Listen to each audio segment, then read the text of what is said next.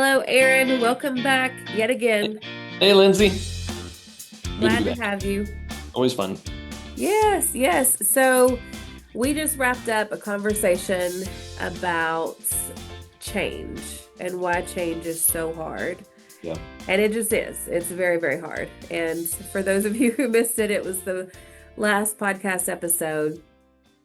But Aaron, as you and I were talking, we were like, man, one of the reasons that change is so hard is because it really requires an inward focus. Hmm. Like we have to look at things we don't want to look at, and we have to start to go into places that maybe we've spent all of our lives avoiding, but change won't happen until we start to do the inner, deeper work. Yeah. And so then there was just this thought that, was like, man, maybe we should talk a little bit more about what, why is that? Like, why do we need to look on the inside for change? What's actually happening within us that that we have to do that, For sure. right? Yeah. What's the wiring here? Yeah. And it makes a lot of sense, right? The avoiding looking inside makes sense when those things have never had answers. Right? When you have an injury, you have a problem, there's something that's occurred in your life, and in the context of your life, it doesn't look like there's any answer to that question or need.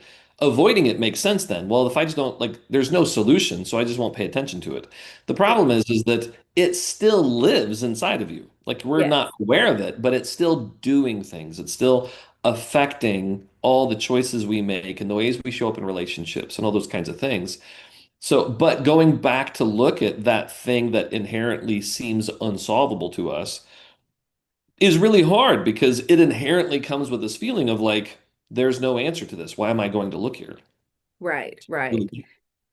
Well, and for us, as therapists, when we start to see people's sideways ways of responding, or we start to see behavior that's showing up in these awful ways of stuckness, of just, relationships are sabotaged. Um, and even not sabotage, that can be one in the spectrum, but even it's just not even close or connected. For There's sure. there's all these places that we go, ooh, there's something kind of to your point, there's something actually like living inside of us that's blocking us from being able to connect with ourselves, with God, with others, and we have to use these sideways ways of showing up as an alarm. Right. I just had a client, and man, the sideways ways were defensiveness, just super defensiveness. If someone says one thing, they're going to rise up and challenge it and say, kind of, I know you are, but what am I? Like, it's Right. just that defensiveness. For others, it can be people pleasing, Hmm. or it can be just completely like becoming a doormat, disowning yourself, abandoning yourself for the sake of others. So again, all of these spectrums, like all these behaviors can fall on such Right. big continuum here. Yeah. As I always like to say that people show you the ways they've been wounded by the weird and inappropriate ways they respond to things. Yes. You're like, that's an interesting response to that whole scenario. Like that's a big response to because Yes. the response is almost too big for the context. You're like, what the heck? But that's telling you that's there for a reason. And what's Yes. interesting is that often when you ask people about these sideways things that they do, they don't quite see it the same way everybody sees it from the outside, Uh-huh. right? They're not aware of how big it is, that they're not aware of like the impact it has, or even that it has the intensity, right, that others can experience it. And so we were talking about leads us to be like, what's going on inside that people aren't aware of something that's affecting their behaviors.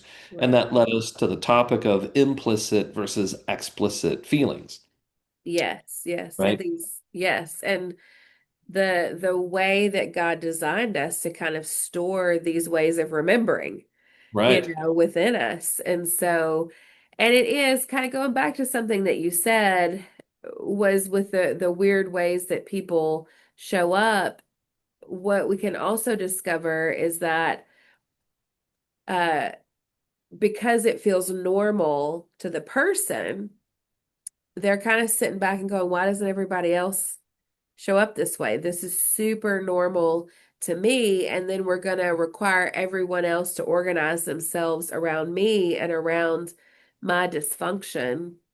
I was reading a book this weekend. I think I'm like the last, everybody has already read it, but it's Parenting from the Inside Out, where it just off the gate, out the gate, uh, Dr. Dan Siegel is just, he's like, parenting is essentially going to remind you of everything inside of you that you have not worked out.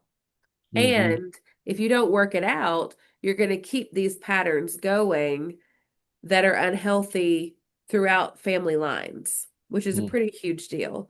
Yep. But anyways, when you said that, that came to mind. I was like, woo, yes, that's like the danger of not looking inside is we just make this bad behavior normal or this sideways behavior normal or this weird behavior normal, and everybody else has to organize around it, which It is makes it really horrible. difficult too, because oftentimes when we look inside, we don't know how to see what everyone's seeing, right? Sometimes it's not just our commitment to look inside. I look in Right. there, I don't see it, right? Right. It's hiding from me. I'm not aware Uh-huh. of what's showing up. And that's why, kind of like in emotions or in connection, we have a greater ability to see ourselves when someone's with us, because then there's someone providing us an external view while we have an internal view and we can work out together. This Yeah. person's like, I see this thing happening in you, and they're like, but I don't see it. And they're like, well, it's there.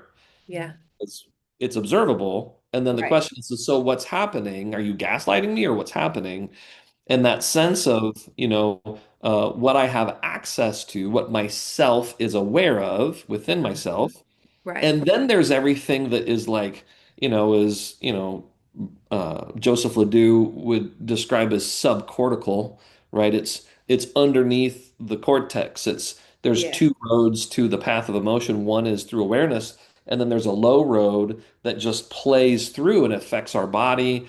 It's how emotion goes through our body, but we're not aware of it. But the inherent meaning of that feeling changes the way that we organize our behaviors. And Hmm. a writer named Ziyonk talks about affect primacy, which is feelings will influence the way that we behave in situations, even when we're not aware of it. It's Right. implicit. It's changing the way we do things, and that's hard to see when Yes. it's just doing it without your awareness. Right. Right. Well, and that was even because, for me, I'm like, please make everything very easy for me to understand. When it's like, oh, that implicit memory comes online for you. And implicit memory is kind of one of the first kinds of memory that come online for us. I think it's between 12 to 18 months of our life. Like that's the kind of memory that is online, but it's almost like that background Hmm. memory. It's not a conscious, it's not you're trying to do it. It just starts to happen. Like driving your car, when you go to work in the morning, just you just know how to get there. I don't have to stop and go, wait, what road, what turn? I just What's know. drive? How do I make a turn to Exactly. work? Like I don't have to think about that. Yes, it's just inward, and to some degree, even starting to show up in counseling where we go, oh, a new client, like I know how this goes. We can just kind of flow out of this. Hmm. Um, but there's so much that we take in that just lives inside of us that just happens without us even having to recall it or, ask it to come up. Hmm. Um, I found this, it was interesting to me. Sometimes I nerd out, sometimes I don't. Aaron, you more nerd out on stuff than I do. I do. But it says we encode 11 million bits of sensory information per second implicitly while Hmm. encoding 6 to 50 bits explicitly. That's right. which is consciously. So Yeah. subconsciously, the amount that we're taking in is like astronomical Yeah. versus to what we're trying to take in, and so from this study, from this fact, it was just saying like we're being shaped in profound ways Yeah. through implicit memory. And so even if we take this to you grew up in a household where maybe nobody really talked much. Hmm. It wasn't abusive, it wasn't um scary. There just nothing was happening, Hmm. right? You start to encode this in as though just kind of the way of being that's normal is that we all go to our rooms. Yeah. How many times have you asked the client, so what was your childhood like? They're like, oh, it was fine. It was normal. It was great. Right, And right. then you really start asking questions. You're like, what in the heck? None of Yeah. this is normal or fine at all. No, no, and They're like, definitely oh, it's not normal. emotionally connected Yeah. in any way, shape, or form. But Yeah. because it wasn't chaotic or abusive, Yes. it's fine. And the hardest ones really are the ones where there's something lacking. It's the absence of something that was supposed to be there that they implicitly they implicitly can feel the disconnect, but it looked normal on the outside, so they don't know a difference. But as a Yeah, therapist, you're gonna be like, there's like significant like no one showed up for you. No one was yelling at you, but no right, one was available for you to pour your heart out to. So no wonder it's difficult in your relationships to be vulnerable like that's never been a thing before. right. And you're trying to move into that place. And so, you know, as we're working with clients, for us to be able to determine, that's why I'm like, I always trust the feeling. I don't trust its story, but I'll trust the feeling because I can feel the truth of like, this is what it's like for me. Even if the client's unaware of it, I can feel it at work, right? Those experiences. And so part of our job with implicit memory, implicit feelings is to Yeah, make the implicit explicit, right? We're yes. trying to make the covert overt because Yeah, when I begin to make that connection and I see how it's there, that really allows us to assess and evaluate and then engage with new purpose. It's kind of what, my therapy, ASR does that, EMDR does that with float backs. Like you're trying to find things that are connected, but we're not explicitly aware of, but yet are at play in these environments. And we engage those functions, build those new awareness connections to them, and then they become a little bit more actionable in terms of what we do about them. yeah. We were having my husband and I were having a meal with another couple, and they were both my husband and the other husband were talking about how it was just so normal to be alone, but until, kind of what you were saying, taking what's in the subconscious into conscious, Hmm. until that was started to reflect back, like, man, you tend to spend a lot of time by yourself, man, da da da da da, like starting to kind of say this, are we sure we like this? Hmm. Both of them were like, we came to discover we actually hated it. It was just normal. Like Yep. it was just what was to be done. We were supposed to bear these things alone, experience these things alone, and then to sit back and go, we actually don't like being alone. We don't like being an island, Yep. but it's different. Learning, like it being familiar, Hmm. is different than it's actually the way that I'm designed and I like it. And Yeah. oftentimes we'll have, no, I love being alone. And we're like, no, you don't. It's just familiar. It's what you know. And so it's comfortable. Right. Alone is much better than distress, Sure. right? Or Sure. rejection or Right. failure, right? So yeah, alone's great compared to that. Yes. No one likes being alone. It's a refuge against something else. Yes. Doesn't mean people Yes. can't be introverts. It's not about there's times everybody likes to be alone. Right. Oh, for Anyone, sure. but it's very different when that's like the constant state of your life. Like there is no other Yes. option. Or I don't need anybody I else. don't need anybody else. Yeah. Right. And Yeah. it's interesting too, because a lot of those disavowed feelings, those implicit experiences that scaffold and build structures for these kind of maladaptive ways, those things don't get, because they're not explicit, they don't get to grow up with the rest of us. They don't Right. mature, they don't develop. There's no new experiences being integrated to them because they're so segmented off. They're so unaware of them, we can't engage and work them out into new meaning, into new experiences. And so developmentally, they tend to stay frozen at the state they were formed in terms Yes. of thought or perspective or strategy. They kind of show up as these, child parts or the inner child, or different ways people frame that. But Mhm. Bromberg talks about self states, these backup versions of us that are tied to the memory. Right. But because there was no option for them, they didn't get to continue to develop and grow. They were Yeah. like, well, there's no solution. Like they're kind of almost dissociated or tucked away. They're like affecting, they're playing through, but Mhm. all like underneath the shelf, right? I don't see it. Right. And so catching that as a therapist and helping people connect to those feelings, find the memories of those feelings, understanding the function of those behaviors in the context of their formation and in Mhm. terms of their current life helps build like a better narrative, a better understanding, makes it more explicit Yeah. uh, that the brain's protecting us from by gating the information out. Mhm. But once it trusts that you can, then it often gives you more access to those things. It thinks you Right. can't. Yeah. And it's the wild thing too, because even this type of memory, we found it even can be formed in utero, Right? right? That we can have these encodings within us that stay in implicit memory, even in utero and birth and on. Um, and so kind of to put it what you're saying, Aaron, in like a nutshell is like in these moments when the pain inside of us or when um I don't know, it's just this like we just don't have the support that we need at whatever age, because we all need others Mhm. to help walk us through these things. Then the pain can get overwhelming, and then what can happen is like you were saying, it's like time stops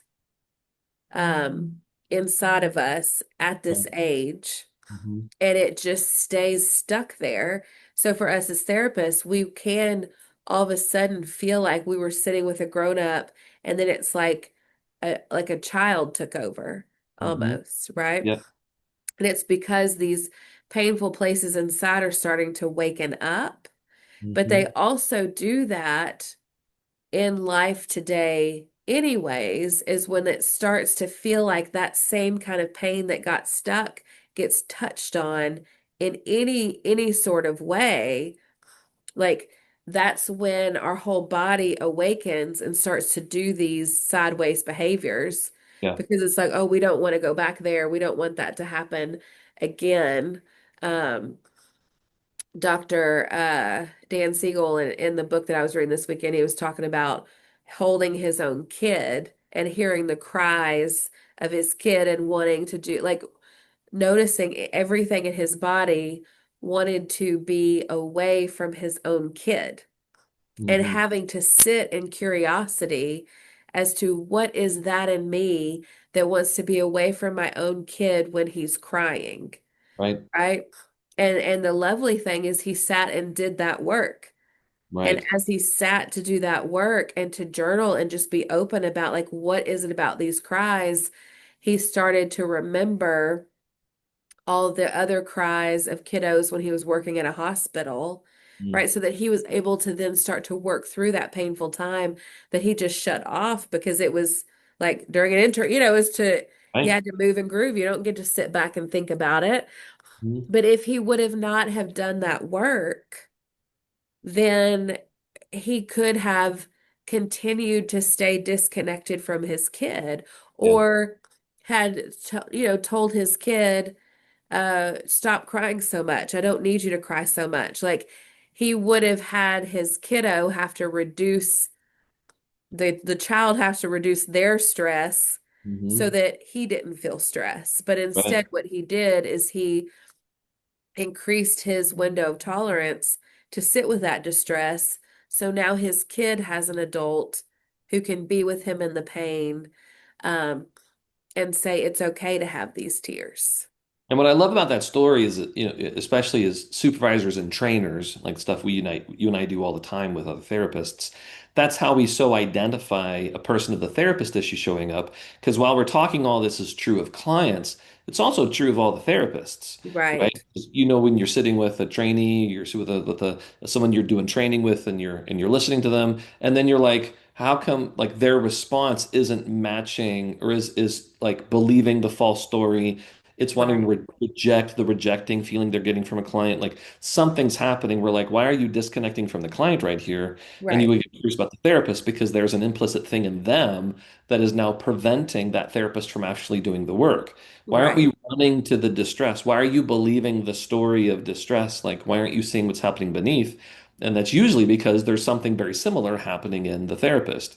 But when we're able to kind of be aware of ourselves in that regard, we begin to see that we are the model of the one who attends. We are the one who runs Yes, to the distress, right? yes, We're not believing the story that that thing is telling me is its self-protective, self-adapted narrative to hold itself together. I'm believing the underlying experience that drives that. And when I connect to that, I can go be a model to help the client work through all that. And that's yes, the great thing that God did for us. God didn't trust or didn't just believe us in our sin and all the crazy stuff we did. He saw our hearts past all the behaviors we were doing and mhm, came for us and was this model of like love and grace, but also accountability and change.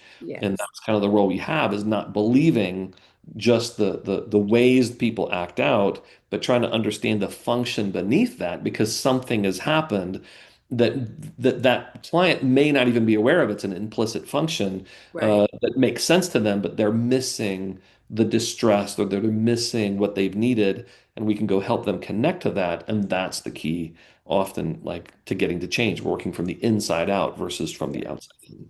yes. Hence the title of the book I'm reading this weekend, you Right. know? But yes, but even in that, Aaron, like, man, it reminds Kurt Thompson has a quote that says, like, I think it's like the God of the Bible stands like at the ready to redeem any and all things, right? Mhm. So just because something is in implicit memory and it got stuck there, there is redemption, there is a pathway out. Just like what you were saying, we get to lead people Mhm. um, through it, not around it, not up at it, but we're leading them through it because that's the way that we redeem it. And God wants to move through it with us. And going back to Psalm 139, like that's what David's crying out, like, hey, be with me in this, search me, Right. test me, know my anxious thoughts, know my heart, see if there's any offensive way in me, and lead me in the way everlasting, right? Right. It's like, we're doing this with God, we're doing this with others, and there are these places in all of us. Like this isn't just a man, if you had this kind of childhood, this happens in all of us because we've all been in relationships with humans. It's Right. like we've all had moments where these things have affected us and impacted us, and we might not have even known it because Hmm. again, it got encoded implicitly, it got encoded in the subconscious, but we get to be able to bring it out. And to your point, if for those of us who are in this profession don't do our own work, then we will continue to just really kind of neglect those places in others that really need that redemption, need that care, need that help, Yeah. and we'll miss it, and we don't And want we to. accidentally reinforce the very thing we're trying to change. Right, We reject that behavior too. We don't see its function. We don't see the distress underneath it. We right, can accidentally reinforce all those things instead of create change. Of course, on the other hand, just as with God, God wants to redeem all things, but people have to be willing to receive that level of accountability, yes, receive that level of forgiveness or care. In the same way with us, when we sit with clients, there's going to be clients that opt out because that inner perspective of leaning in and wanting to be known and seen is like yes, so risky. It's yeah, so like threatening to a vulnerability. is very difficult.